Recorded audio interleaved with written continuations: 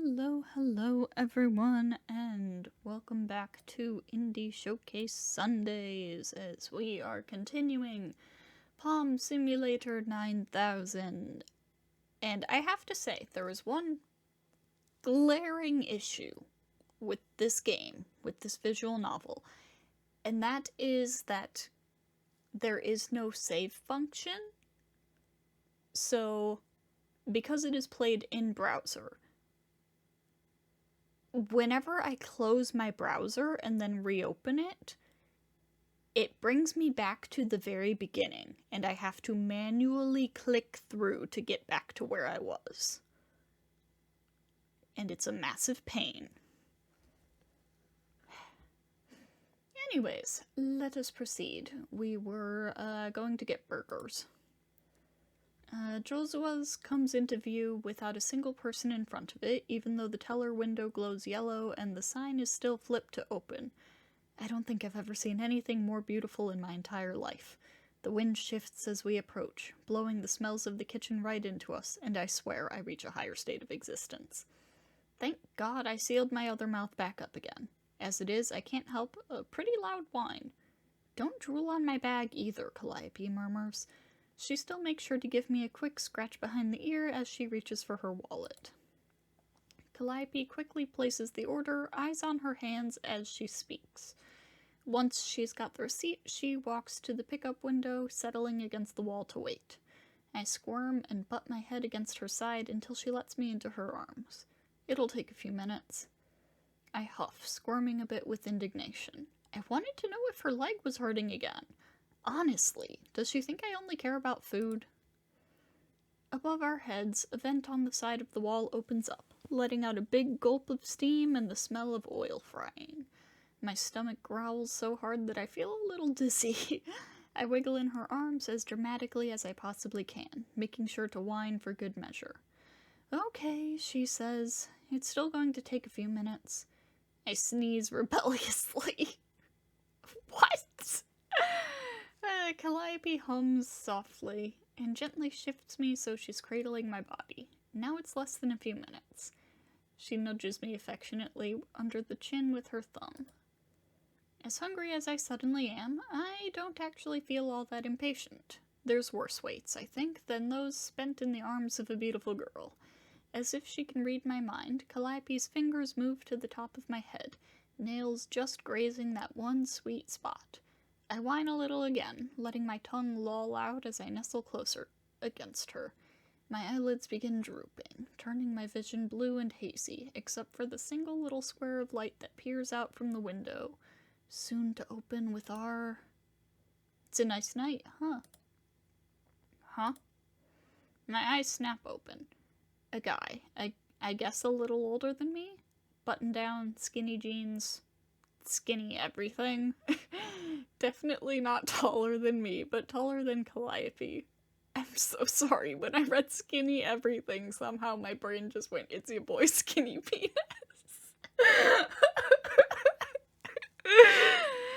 Anyways, brown hair that looks a bit damp, like maybe he used too much hair product. He smiles, wide and patient, leaning in.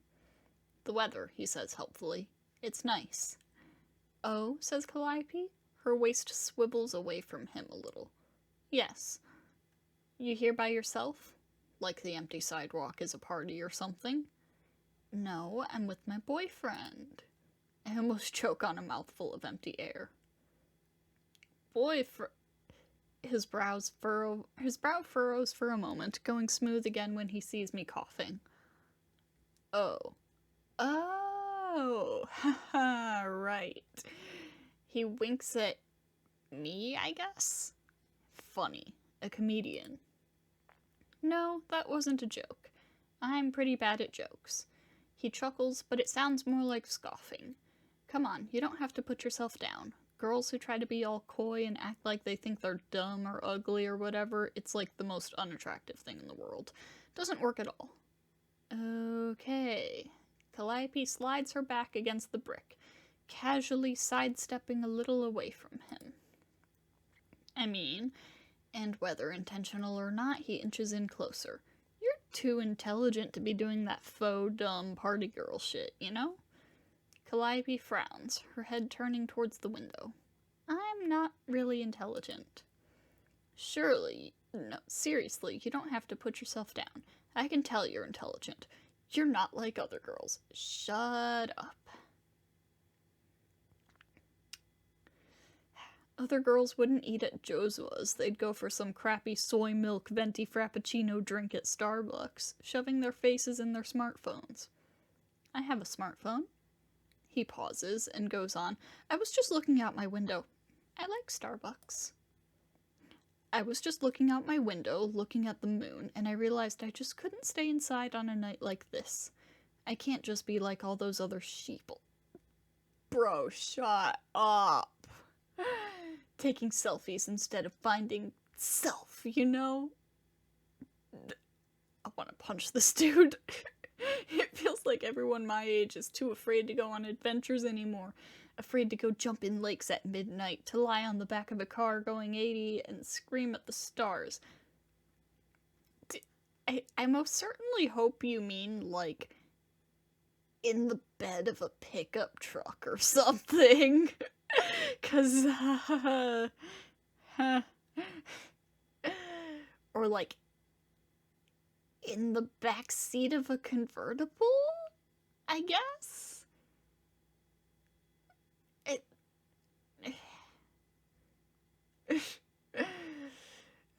I can't be still anymore. I need an event. Okay. And I start walking, and I just see you here, getting a burger, and I realize that how amazing that was. A girl who actually isn't afraid to eat like a human being. Okay.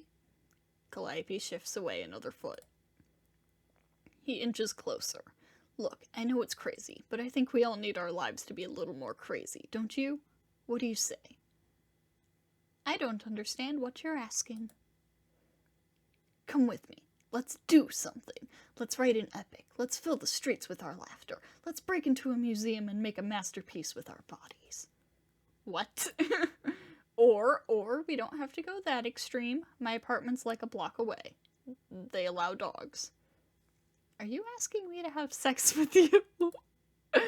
No, of course not, he sputters. That is absolutely what you're asking.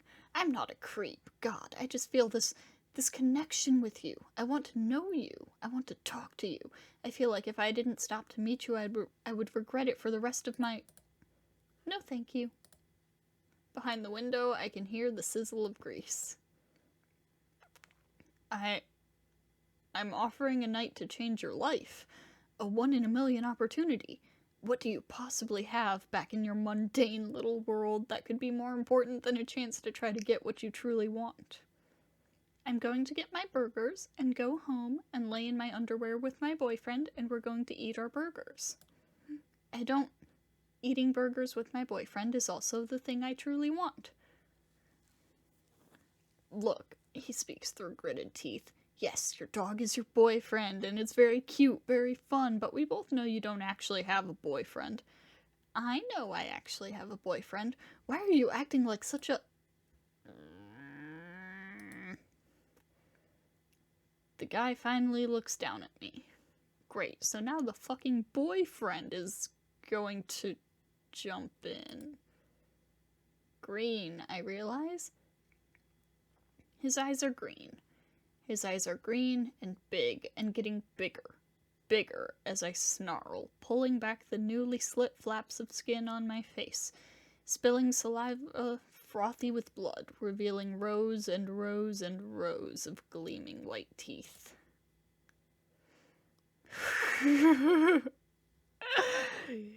You should go, says Calliope.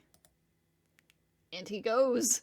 Within seconds, his footsteps are nothing more than a distant gallop, the only companion to the quickly shrinking sight of his back. Behind my head, I hear a window open. Thank you for your patience. Here's your order. That was the first time she's ever called me her boyfriend, I realize. She's got scary boyfriend privilege and scary dog privilege in the same thing. Amazing. Still, you could have been a little meaner to him. Maybe. Hands occupied with our food, Calliope slips a strand of hair past me, plucking her keys out of the depths of her bag. It wasn't a big deal. But it was, I yip. You were uncomfortable, and he couldn't take a fucking hint. Calliope shrugs as she fiddles with the lock. It wasn't a big deal. A lot of men act that way to me. They never seem interested when I say anything, so it's easier to let them talk. I sigh. You're too nice. You don't have to put up with some asshole's bullshit. She jerks back with the sudden swing of the door. I don't? Somewhere deep in her words is something that feels a little prickly, and I hesitate. I mean, you shouldn't have to. She steps over the threshold, a lock of hair curling up to hit the light switch on the way. Her ponytail hooks the doorknob and pulls the door shut. It's just ironic that so many guys act like you're an easy target when you could turn them into paste. I could. Although her face doesn't change. She sounds a little proud. But that man wasn't a threat. He was going to try to be, though. You hear how angry he got? I shake my head. What an asshole. Bet he doesn't worry about... About what? I shrug my stumpy little shoulders. Like, I don't know. I always worry about talking too loud around women I don't know. Sometimes they see it like I'm trying to get up in their face or threaten them. I realize Calliope is standing in place in the middle of the kitchen, still holding the food. Well, it's not a big deal. It's mostly just me being dumb, not realizing how aggressive I am. But you're not aggressive. I snort. You aren't. You only get aggressive when people approach you aggressively, or when you feel cornered. Calliope trails off. So don't you want to put all that down? Seems heavy. It is. She carefully sets the styrofoam containers on the table, sliding the canvas bag next to it. I wriggle out, hopping from the tabletop to a chair to the floor in one easy moment. Do you want a beer? Mm-hmm. I manage to get out before my bones start twisting. Calliope opens the refrigerator, stooping low for the second shelf. You only scared that man away because you thought he might try to hurt me. That's self-defense. I hear my knuckles pop as they stretch. Mm-hmm. Bottles clink together as she searches for the cans. That's the other thing. You only act that way if someone acts aggressively towards you or towards me. She tucks some hair behind her ear.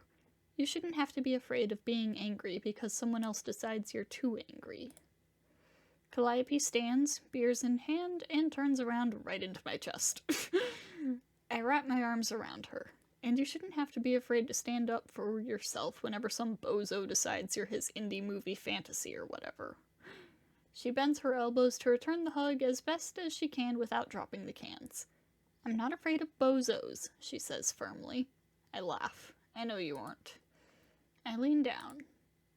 When we break the kiss, I tilt my head forward to rest my forehead against hers. Thank you. I'm close enough to hear her eyelashes flutter as she blinks. For not being afraid? For tonight. For everything. I bring her closer as gently as I can. For suggesting the idea. For that fake echo plan. Oh. Calliope's hair squirms. I don't know what you mean. Okay. As I nudge my cheek against her hair, I feel a little sting of pain around my eye. It had been literally hours since I thought about it. My point is, I really, really needed a night like tonight. Clearing my mind really helped, and you didn't even have to do half of what you did tonight, but you did. I close my eyes. It just really means a lot to me. Thank you, Calliope. You deserved it. I chuckle. There's a lot of things I deserve, but I don't think that includes... She rests her head in the crook of my shoulder firmly. You deserved it. Okay. We hold each other for a while. Eventually I start feeling the beer cans sweating against my back. Calliope seems to notice too. Oh! She wriggles out of my arms and steps around me. Well, we should eat before the food gets cold. I make to turn, but something stops me. I got the same thing as you. Behind my back, I hear her setting the beer cans on the table. I usually get the Commander. It's chicken, but it has that sauce you like. But I had never tried their burgers before. You seem to like them, so I bring up a hand to touch my black eye. Calliope. Yes? Ah, right. We did promise to talk to her about what happened. Before we eat, can I talk to you a little? Actually, do you mind holding off on the food for a bit? Calliope swivels her head towards me, and I suddenly realize how weird that sounds coming from me. Are you feeling okay? Yeah, I'm fine. I fiddle with the bottom of my shirt. I mean, it's technically later. Later? Yeah, when we got the food. I said I could tell you later about, I exhale. Last night. Oh. Calliope's eyes widen, and she suddenly pushes herself to her feet. Oh, yes, right. Her head snaps quickly between me and the table. I'll put this in the oven to keep it warm. I'll just put it on the warm setting. Okay. I walk out to the living room. Behind me, I hear the squeak of styrofoam as Calliope frantically shifts food to tinfoil. Bonelessly, I flop down onto the couch. How long ago? It had only been about 3 or 4 hours since I woke up here, swimming in my own misery and self-pity. Fuck, I laugh under my breath, massaging my forehead. I can't believe they were right about exercise making you feel better. What? Calliope had walked up behind the seat without me even realizing. I turned my jump into the languid stretch of a full-body yawn. Ah, it's nothing. Okay. She sits down next to me. I crack my neck a little. Now or never. Right, so. I flute my lips, blowing out a stream of air. So, a few years back, when I was 13, I was kind of wandering around South Texas, and I met this guy named Luis Miguel. Never knew his last name. Everyone just called him Luis Me. He was like... I screw my eyes as I stare at the opposite wall. 30, I think. He was a farmer, and he had some other guys who's... And he and some other guys sort of had a... They were basically taking care of 6 or 7 kids like me. Mexican boys who left home to try and make money, or who... Calliope waits. Who got separated from their families. I take a deep breath. So basically, we were all alone, and couldn't really go to the police or anyone to help us. So Luis, me, and these guys, they sort of looked the other way, letting us all stay in this old shack and getting us food. Getting us jobs. Sometimes giving us money to pick vegetables. Sometimes driving us out to these really ritzy, I glance at Calliope. Wealthy neighborhoods. And we'd dig ditches, landscape, plant flowers. Those were always hard, but they paid the best. Pushing my hand through my hair, I chuckle. I guess you might think it's kind of fucked up to make kids work like that, but that was honestly the best thing they could have done for us, I think. Luis Me said he used to be a drug dealer and he wanted to help boys like us out, so we wouldn't have to do things like that to get by. Honestly, Luis Me was really cool. He, looked out for us. It was almost like having another dad. Inside my mouth, I hear my canines grind together. But, one night, Luis Me came to the shack, woke us all up. He was trying to act cool, but we all knew something was up. And we realized the other guys were still in the house, talking to, ICE agents. Ah, shit. So, we're all obviously kind of freaked out. And, Luis Me basically leads us outside, trying to get us away, to the brush at the edge of the farm. I think maybe he was trying to get away too. I never really knew if he was legal or not, or maybe he was still kind of in the whole drug thing, but I knew he was most worried about us. So it's quiet. Quieter than it's ever been. everything's all kind of blue, and the stars, there were basically no lights out there, so the stars always looked incredible. Louis Me's like joking, trying to keep everyone calm, saying we're gonna follow a star to freedom like the wise men. He points out a star to follow, but I couldn't really pick it out. And all of a sudden something sort of shifted, and we all knew the agents were behind us. I think I heard a gunshot, but it was hard to tell with all the shouting. We all scrambled, but I was the only one who stayed with Louis Me. We made it to the brush, sort of crouching behind this weird thorny tree. The other kids were kind of going through the brush, and I wanted to go too, but I didn't want to leave Louis Me. But he was looking back, because one of the agents was a little behind us, and Louis Me knew he'd just jump on us the second we tried moving. So he said, "The lump in my throat, Bobs." He told me to go ahead, because he was going to go and try to just knock out the guy, and he'd catch up with me and the rest of the guys. And he said not to worry, and he smiled, and he just left before I could say anything. So I can't move. It's not even that I'm like noble or anything, I'm just frozen. But I heard him basically tackle the guy, and I hear them scuffle and start cussing each other out, and I just can't move, and I don't want to move until I know Louis Me's alright. And then I hear a gunshot, and that time I know it wasn't my imagination. So I ran. I didn't even look back, I just ran as fast as I could. I never saw any of them again. My fingers flex, opening and closing over each other in my lap like mouths. Diego. Right, so... My lungs push out a rough bark of laughter. So I'm guessing you're like, what does this have to do with last night and Andres? Andres he was one of the kids who I lived with. He was a little older, I think. 14, maybe. We weren't super tight or anything, but he was kind of cool. But he was cool.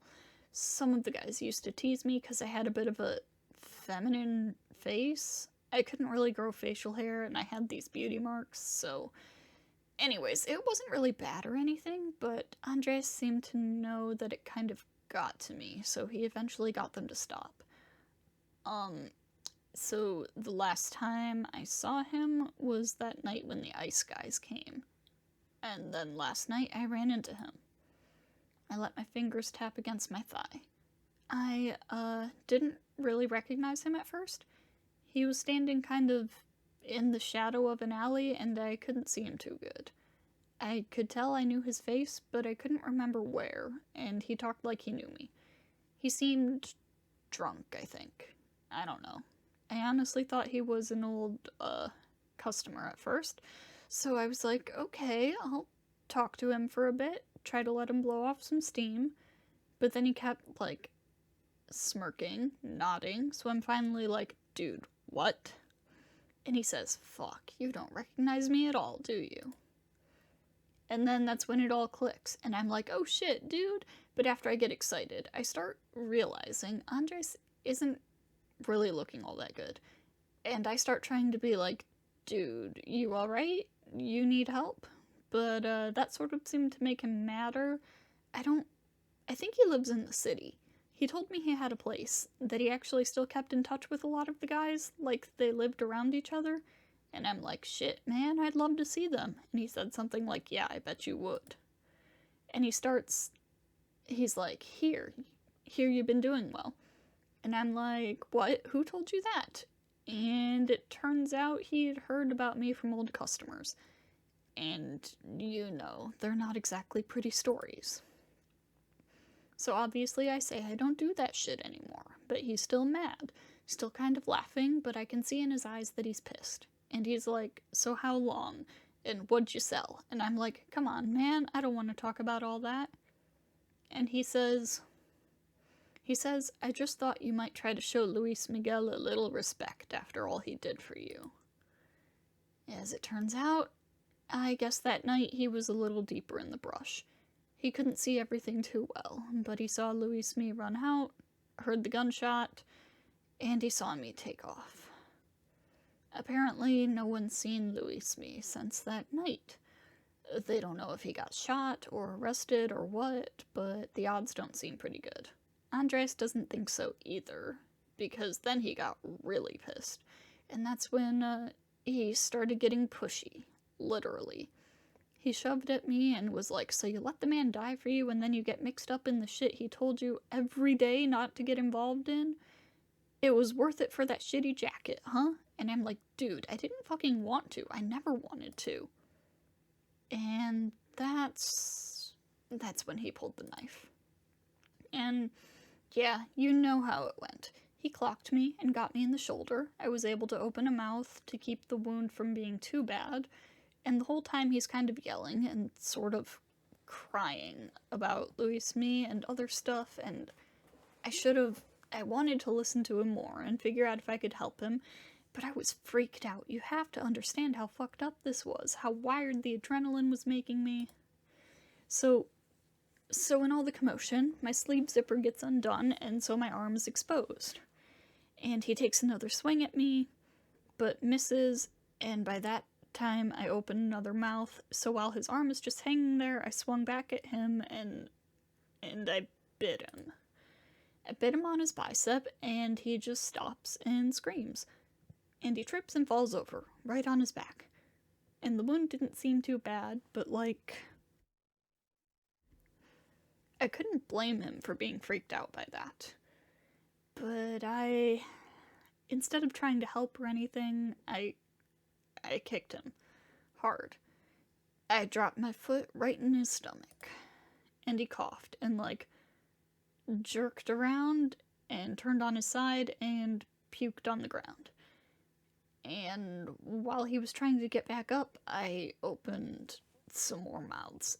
I basically opened the entire bottom half of my face, splitting into my neck.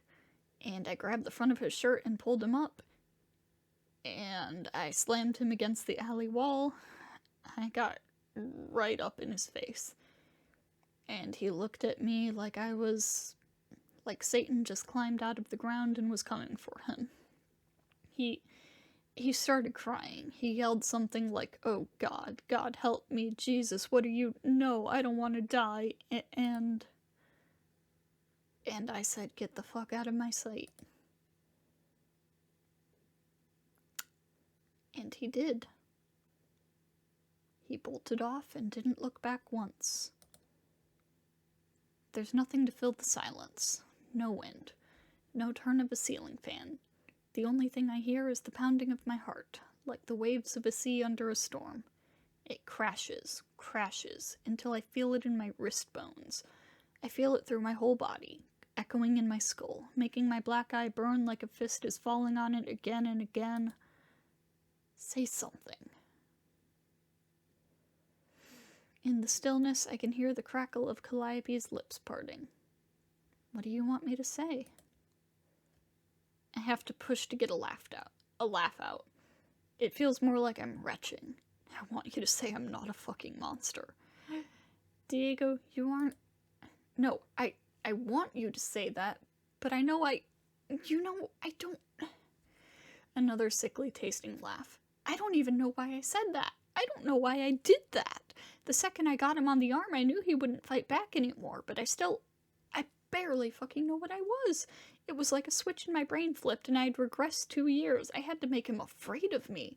1 second I was like, oh, I can be friends with this guy again. I can meet these guys again and it can be cool. And then I was... You were defending yourself. He came at you with a knife. But I didn't have to go that far. I was barely scraped and it wasn't life or death. All I had to do was push him. He was hurt. He needed to go to a doctor and I could have helped. A spasm makes my back jerk, like I'm trying to vomit with nothing in my stomach. My mouth tastes like blood and skin. But it was like I got hurt, so I had to retaliate and act like a fucking animal. Like I wasn't... My voice cracks on a sob. Like I wasn't human. I clutch at my sides, suddenly on the verge of being sick, and bend so far down my nose, almost scrapes my lap. It takes so much concentration to not void my stomach that I don't notice Calliope moving down the couch. And even though I feel like I'm the last person in the world who deserves it, I don't jerk away when she wraps her arms around me. She's quiet as I choke down sobs.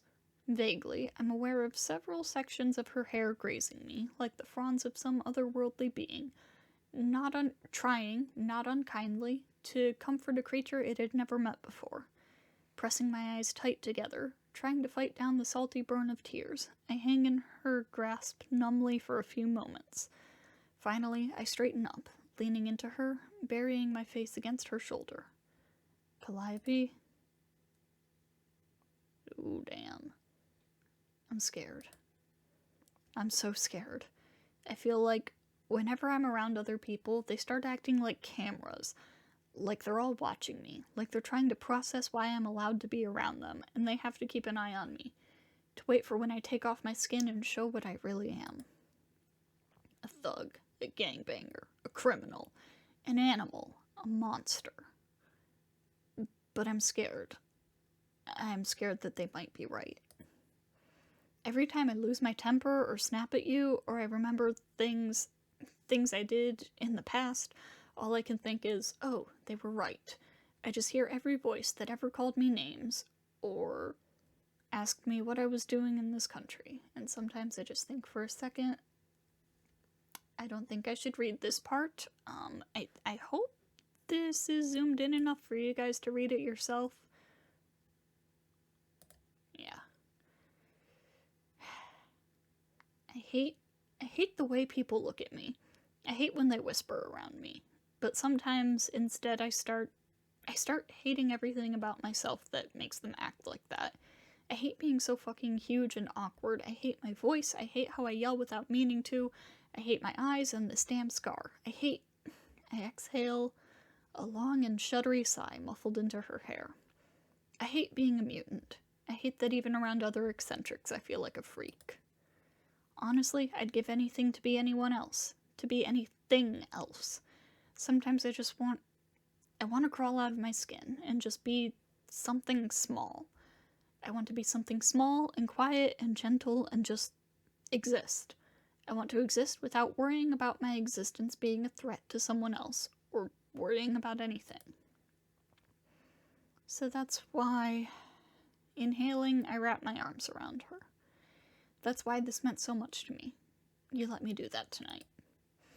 Earlier today, when I transformed into that form, I realized it was exactly what I wanted. It was exactly what I dreamed about, but it also scared me. It scared the hell out of me, because I had to acknowledge why it felt comforting. I wanted to pretend that feeling never existed, but you gave me a way out. You gave me an excuse.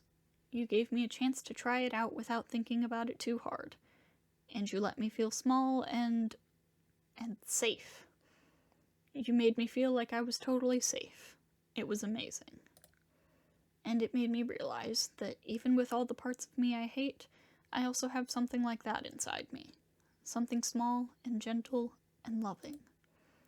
And if I can be all that, then I guess I can't really be a monster, can I? Calliope holds me closer. You never were. I laugh, and even as my tears spill, it doesn't feel like I'm forcing it. After a long few minutes, I push back. Fuck, I say. Fuck, that really got heavy, huh? I sniff while laughing, scrubbing at my eyes with the back of my hand. Shit. Sorry. You don't have anything to be sorry for. Even as we pull apart, she leaves her arms loosely grasping mine. I'm thankful for it. Do you feel a little bit better now? I pause, processing that for a moment. Yeah. Huh. I guess I do. But not completely better. Oh god, fuck no.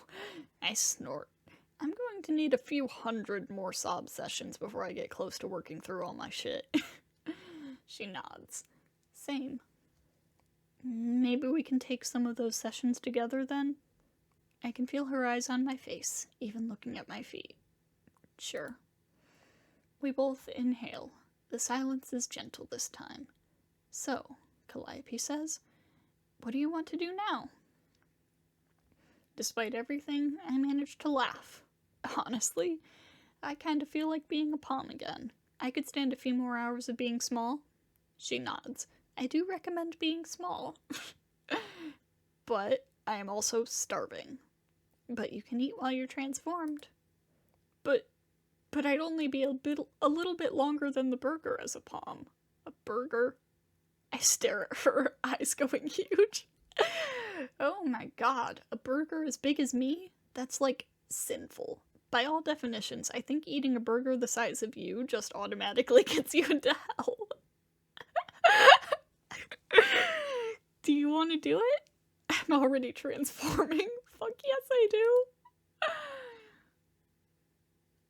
Burger.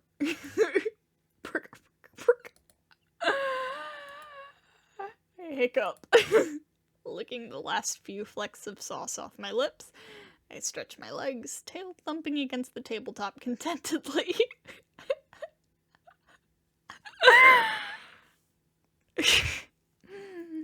That was impressive. Calliope takes the remains of my styrofoam container as she passes. I wasn't actually 100% sure you'd be able to do that. A few possible retorts drift through my head, but I'm way too full to try for wit right now. Instead, I just hiccup again, following it up with a soft, lengthy yawn as I flop on my side. Bless Josua's.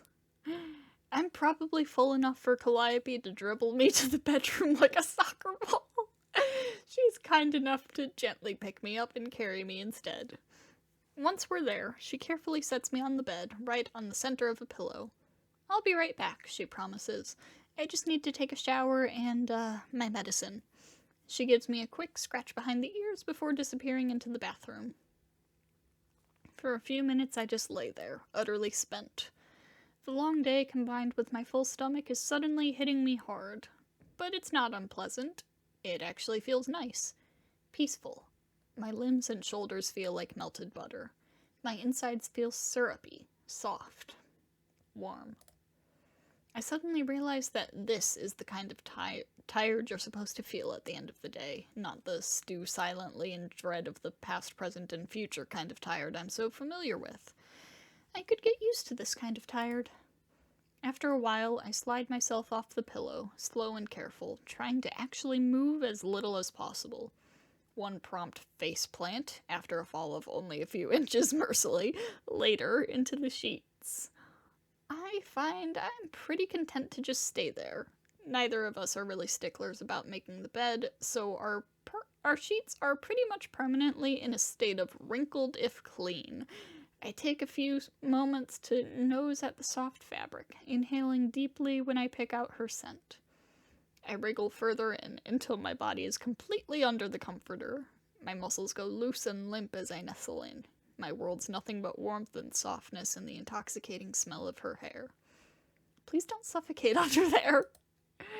The mattress dips quietly as I blink myself out of my half-sleep. Calliope's weight is barely enough to disturb me as she shifts closer. Sorry, I didn't mean to wake you. I just thought it'd be really unfortunate if you, died. After a considerable amount of squirming, I managed to free my head from the sheets. I look up at Calliope as I suddenly comprehend how much bigger than me she is right now. Even lying on her side, waist angled so she can look at me, she towers. Freshly out of the shower, there's still patches of pink here and there against her skin, showing where the water ran too hot. Her hair is loose, tumbling everywhere now that it's free of her ponytail, a deep ruby red in the low light, glistening where the glow of the lamp manages to hit it. She's in a pair of pajama shorts, black to match her bra, a low, strapless bandeau that draws the eye to the soft lines of her chest and the sharp, defined muscles of her arms. Diego, why are you doing that? Even with my face buried into a pillow, I can still see her politely baffled face perfectly in my mind. God, how am I supposed to answer that one? Sorry, Calliope, you're just so ridiculously gorgeous that my brain started spitting embarrassing crap like goddess, and you're the best thing that ever happened to me, and I had to stop looking at you because I felt like I was going to faint. I let out a soft little whine instead. After a few seconds, I feel a finger politely prod at my shoulder. I turn to her and almost immediately have to fight the urge to turn right back, because now she's laying on her side as she looks at me, facing towards me, bangs framing her dark, dark eyes. She opens her arms a little, lips a quiet question mark. Do you want to lay with me? God. I don't walk to her so much as I crawl, head low, feeling weirdly shy, almost nervous. If she notices, she doesn't say anything. She just takes me in her arms, carefully gathering me against the soft curve of her chest. She leans in, pressing her face against the top of my head for a moment, hand soft, almost liquid, as it strokes my back. I can feel her lips graze my ears as she smiles, probably at the sound of me letting out yet another quiet little whine. Are you comfortable? Her voice is so low it can barely hold a question. I shiver and nod, feeling my face go hot when I realize that basically means I'm nuzzling her breasts. But she doesn't seem to mind. If anything, it feels like she's bringing me closer. Idly, I wonder if this is what heaven feels like. You know, you're usually the one holding me like this. My head is so fuzzy and her words are so quiet, it takes me a moment to realize that I didn't imagine it. I really like it when you do. You're so big and solid, and when I feel your arms around me, when I press my face against your chest, I feel safe. Like we're the only two people in the world, and there's nothing we would ever have to worry about. I feel like I could hold on to you forever. Her fingernails are gentle as she runs them through my fur. Her chest bobs gently as she breathes, bringing my head up and down along with it, almost like the beat of the ocean. My eyelids slowly begin to drift shut. I really wanted to be able to give you that feeling too. I nudge closer, close enough to feel the steady thrum of her heart. Her scent, still clean and fresh from the shower, feels like it floods my entire body, and it's electric enough to wake me up enough to hear her next words. I wanted to let you feel small. Small and safe and protected. That's why I wanted you to try out this form. To be honest, I was lying quite a lot when I said it might have advantages in combat. The truth is, it is extremely hard to think about what benefits it might serve when fighting Echo. Unless you have any ideas, I mean.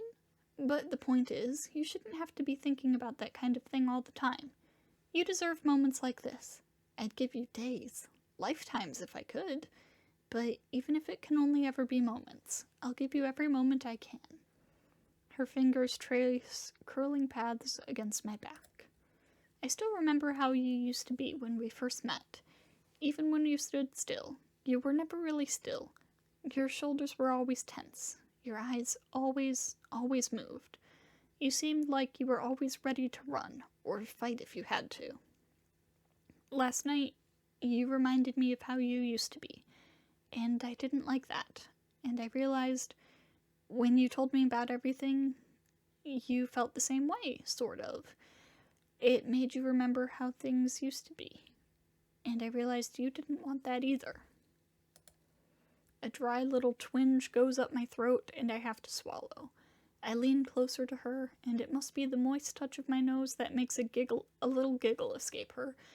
And of course I have to press my snout against her skin again to have to hear her laugh again. Diego, I'm not really good with words. I wish I was. I don't know how else to let you know how much I love you. I love you. I really, really love you.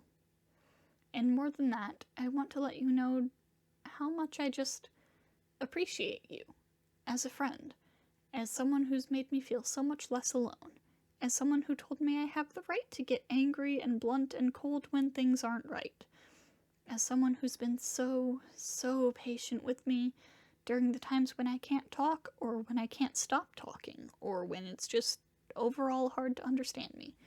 The truth is, I worry a lot if it's right for someone like me to be with someone like you. I think a lot that you might be happier with someone who's easier to understand, someone who's better at empathizing. But if you had your voice right now, you'd probably tell me that's a ridiculous thing to think. I arf as firmly as I can without breaking the quiet spell over the room. I nod for emphasis. You'd say something like that without hesitating, and then you'd try to play it off, or say something like, or, you know, whatever, and start looking at the floor instead of my face. Ow! She lets out a soft little chuckle, and I instantly feel warm all over. I'm not saying it to make fun of you.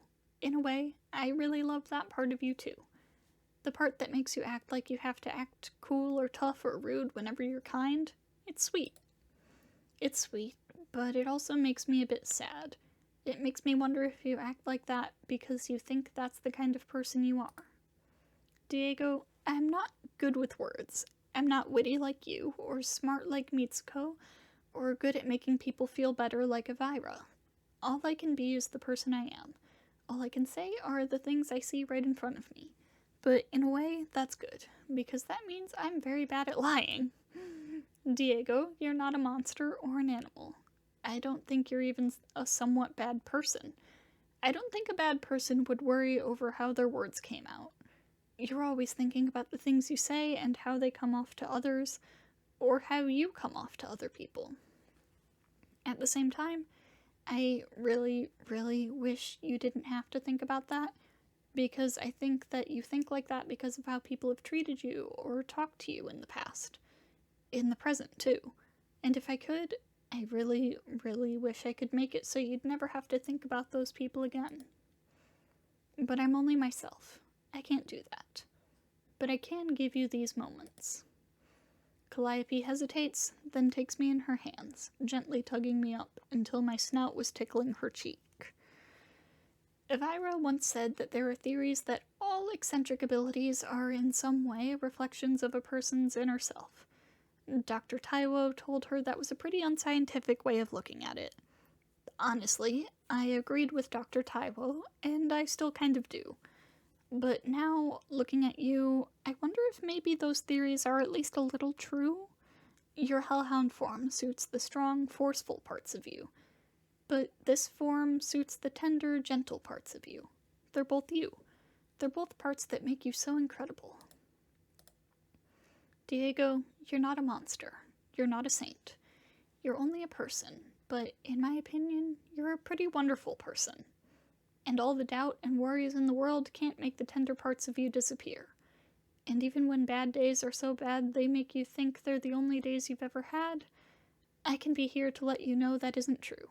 And I'll do my best to remind you of that whenever or wherever you need it, until I know for sure that you will never, ever forget it ever again.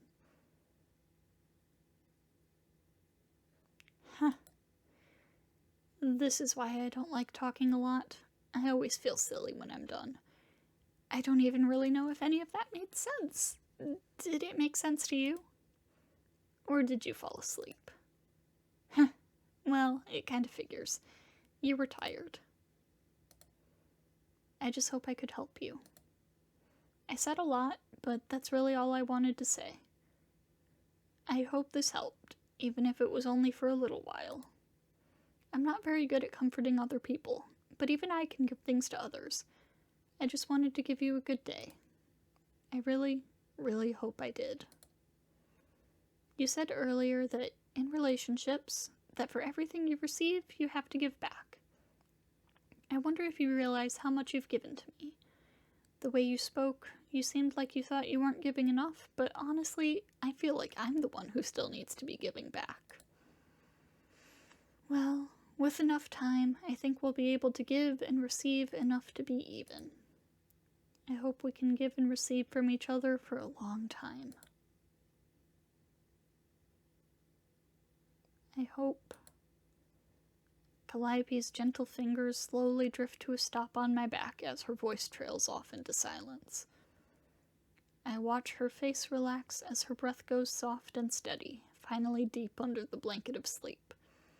After a few minutes of watching her sleep, I carefully move lower down, slow and careful to avoid waking her, until I'm flush against her chest once more. I close my eyes, listening to the slow and steady beat of her heart, pumping quietly away in the right side of her sternum. Aww. I hope so too. Ending 5 true end! Let's go! We got the true end on the first try! Author's note. In a world that believes you a beast, to be tender is a revolution.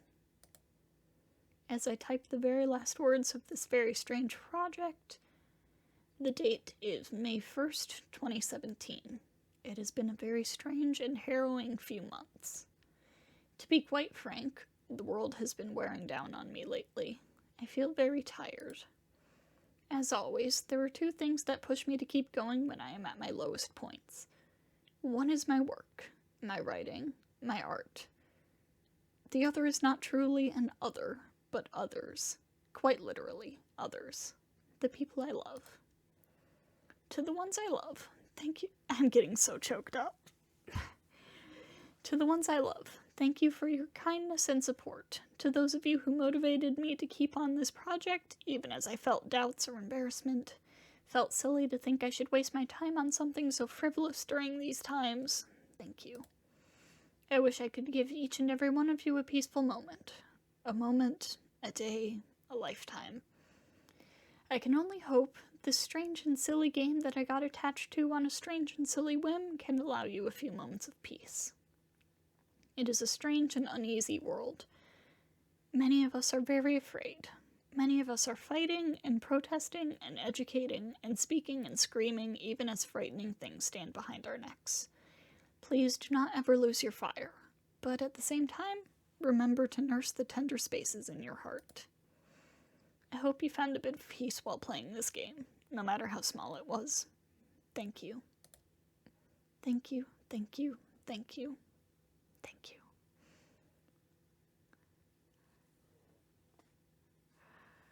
Oh, man. That. Like I said before, this was extremely not at all what I expected from a game called Palm Simulator 9000. I didn't read the description or anything. I just opened it up, basically. But that was really good. I am not quite the intended audience for this, I think, but it still hit in a lot of ways for me. I really hope you guys enjoyed it too. As always, the link, if you want to download it and play it for yourself, is in the description of this video. I think it's free to download, or like pay what you want or something. Give it a shot. This was really good, and there's more endings. There's more routes. So, yeah. Wow, that was really good, actually. So, I will see you all next time.